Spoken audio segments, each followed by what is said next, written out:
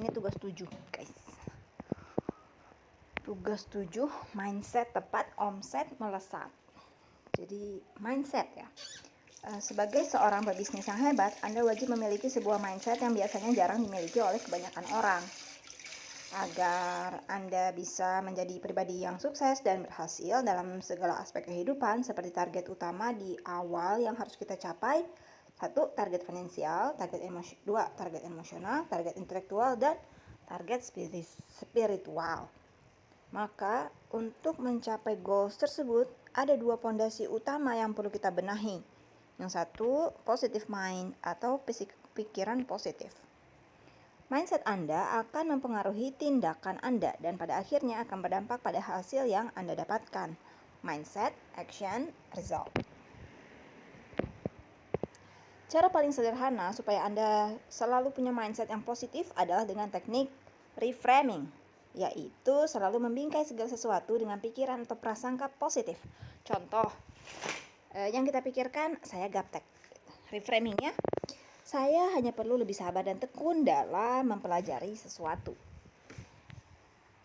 Terus yang kita pikirkan lagi, hampir diserempet orang kebut-kebutan di jalan. Nah, reframingnya mungkin orang itu sedang dalam kondisi darurat sehingga harus buru-buru. Terus, jualan susah laku. Bukan produknya yang gak laku, tapi cara saya berjualan yang perlu dievaluasi dan diperbaiki. Dengan belajar cara jualan yang benar, dilaku kerasi. Iklan. Calon pembeli batal order. Mungkin ada kebutuhan yang jauh lebih penting dan mendesak lainnya.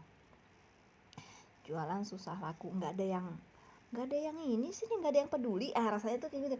Reframingnya nggak ada yang peduli. Berarti reframingnya adalah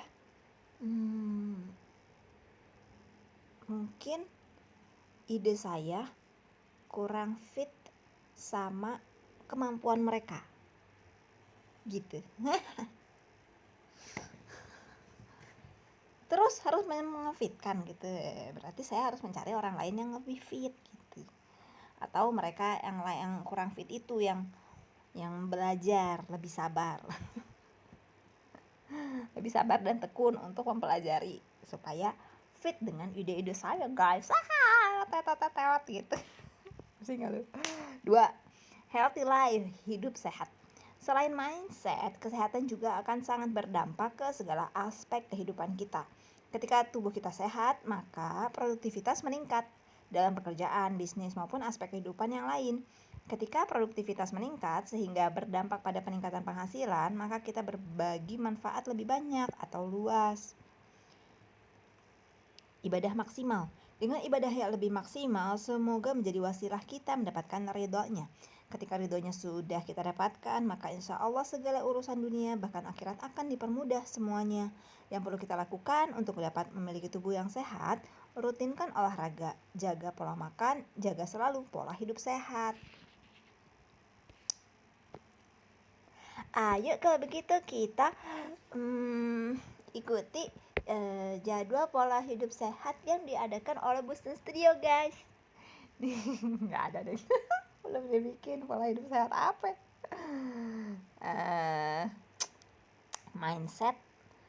Ini apa sih, ada ini ya, diagram ini namanya nih, yang kalau ada panah-panah gini namanya diagram ya. Mindset. Mulai dari mindset, reframing ke bingkai dengan pikiran positif. Lalu akan menghasilkan tindakan, hasilnya terbaik. Terus dia akan menjadi segala aspek kehidupan yang menjadi lebih baik, baik di finansial, emosional, intelektual, spiritual.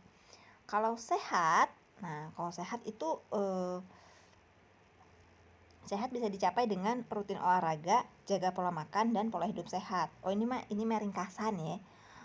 Gitu. Sehat, ini aku lagi baca yang ini nih. Sehat itu, kalau kita sehat kita menjadi produktif dalam pekerjaan atau bisnis, terus finansial dan kehidupan kita menjadi lebih baik. Dengan sehat kita bisa ibadah lebih maksimal sehingga mendapatkan ridha Allah. Dan kalau dapat ridha Allah, dipermudah semuanya oleh Allah. Kemudian kalau misalnya finansial dan kehidupan kita lebih baik, berbagi manfaat bisa lebih mudah. Gitu tuh. 2 hal yang berbeda kan. Kalau misalnya kita produktif tuh finansialnya bagus, ya kan, kehidupannya lebih baik. Jadi kita bisa lebih mudah berbagi manfaat kepada orang lain. Nah, kalau misalnya kita ibadah mendapatkan ridho Allah, itu akan dipermudah urusan-urusan kita gitu. Kalau udah dua-duanya mendapatkan itu ya, dua-duanya dapat tuh ada ininya nih, ada tandanya nih. Segala aspek kehidupan akan jadi lebih baik. Gitu. Jadi kita harus positive mindset dan harus sehat. Gitu guys, jangan sakit. Siapa sih yang suka sakit melulu nih, tiba-tiba sakit. Kalian ini. Apa sih ini? Make up. Oh, make up guys. Cara mengatasi gaptek. Dan sekarang mungkin sudah kebayang ya untuk mulai membenahi kedua pondasi yang disebutkan sebelumnya, healthy life, healthy mind. Namun ada satu hal yang sering kali kita menjadi penghambat untuk mencapai goal kita, yaitu suka merasa bahwa diri ini gaptek, sehingga membuat kita enggan untuk mempelajari hal baru yang sebenarnya bisa dilakukan. Untuk itu kita perlu melakukan perubahan dalam hidup. Urutannya adalah mulai dari memperbaiki spiritualnya, identitas diri, beliefnya, atau keyakinannya. Piramida perubahan hidup. Ini dari atas ke bawah apa dari bawah ke atas ya gambarnya? Kuncupnya kok di atas. Spiritual, identity, value, belief. Jadi apa yang kita percayai. Lah kok turun ya ini ya, ininya ya apa, tanahnya turun ya. Belief itu kalau nggak salah adanya di atas itu loh. Apa yang kita percaya itu adanya biasanya di atas. Kalau spiritual nggak tahu ya, antara identitas sama spiritual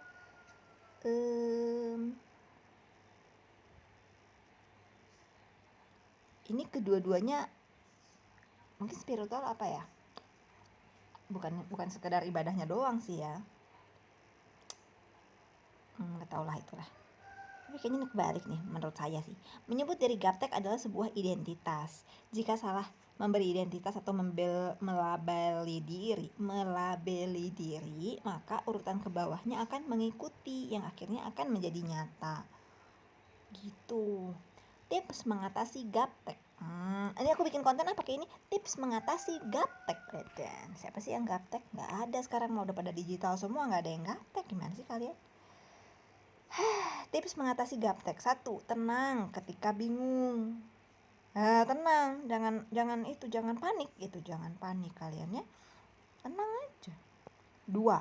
Sabar dan tekun dalam mempelajari atau memahami sesuatu. Sabar dan tekun. Tarik nafas gitu ya. Kegaptekan ini hanyalah sementara gitu. 3. Jangan untuk sungkan bertanya kepada orang yang lebih paham dengan pola pertanyaan bagaimana jika, gimana cara atau langkah-langkahnya, kenapa penting. 4.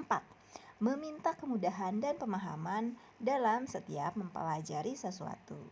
Memintanya kemana? Meminta kemudahan?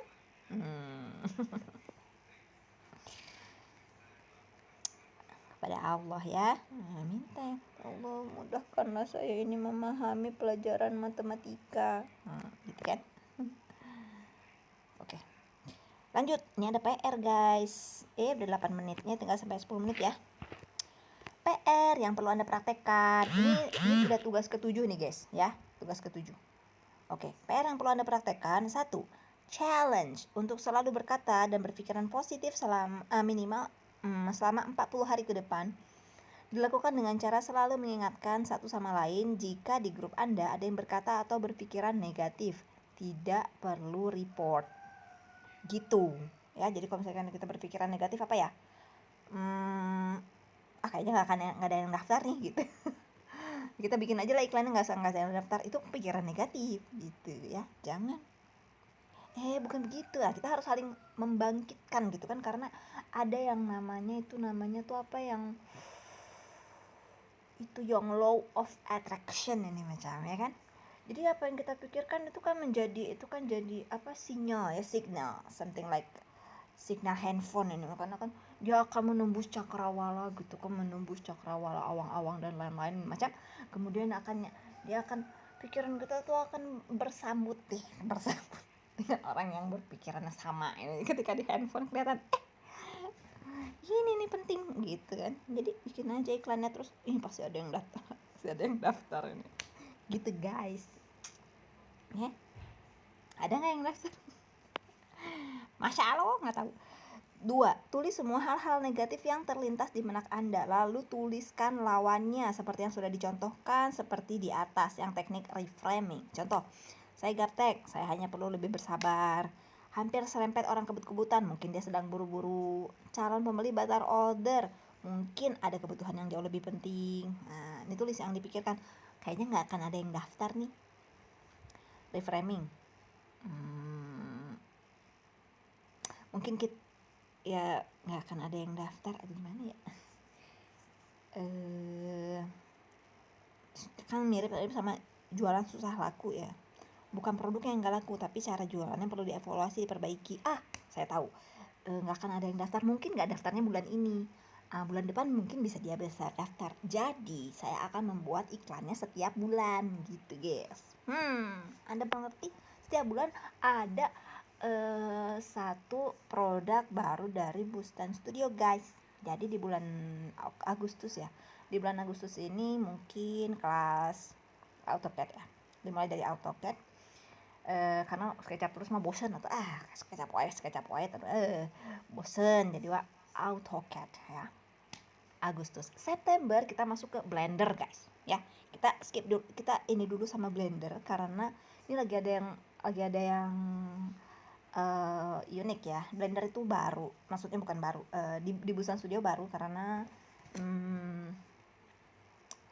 pengajarnya cuma satu guys. Ya, jadi mau bikin kelas Blender dulu untuk modeling sama rendering ya, karena di Blender bisa dua-duanya, bisa modeling, bisa ini juga bisa modeling bisa, rendering juga bisa. Dan projectnya atau produknya, objek itu saya mau minta sama trainernya untuk ya ornamen. Oke, yuk, siapa yang mau ikutan? Daftar. Agustus, September, Oktober. Nah, kita training sampai Oktober ya, karena November, Desember udah slow down, jadi mau ngadain lomba aja gitu. Oktober kita ngadain regulernya apa tuh? SketchUp ya, SketchUp. Karena di bulan Novembernya udah ada lomba desain, gambarnya pakai SketchUp dan juga rendering gitu ya. Jadi mudah-mudahan dengan mengikuti beberapa pelatihan yang ada di Bustan Studio, kalian juga udah bisa ikutan lombanya. Oke, lanjut. Jika sudah ditulis, report di grup PR katanya. Oh ya, di Laku Kreasi ada grup PR ya. Yang mana sih yang kalian baca? Ini nih. Tah, tuh guys. Ya udah. Oke, terus 3. Ya, terus ini PR bisnisnya. Buat satu pertanyaan dengan pola bagaimana jika, gimana cara atau langkah-langkah, kenapa penting. Contoh, bagaimana jika saya tidak pandai merangkai kata tapi ingin bisa menulis copywriting untuk jualan yang bagus? Pakai AI, copy.ai gitu guys. Anda gak usah mikir katanya, tinggal pilih-pilih aja mana yang bagus gitu. Aduh, gimana step by stepnya supaya bisa jago nulis copywriting? Kenapa copywriting penting? Kenapa copywriting penting? Jadi pertanyaan dia adalah copywriting. Bagaimana jika saya nggak pandai tapi saya bisa ingin nulis copywriting? Gimana caranya, step-stepnya untuk jago nulis copywriting? Kenapa penting? Kenapa copywriting penting? Gitu. Itu kan contoh. Nah, kalau saya pertanyaannya tentang business owner. Bagaimana jika saya mau jadi business owner? Bagaimana cara langkah-langkahnya untuk jadi business owner? Kenapa jadi business owner?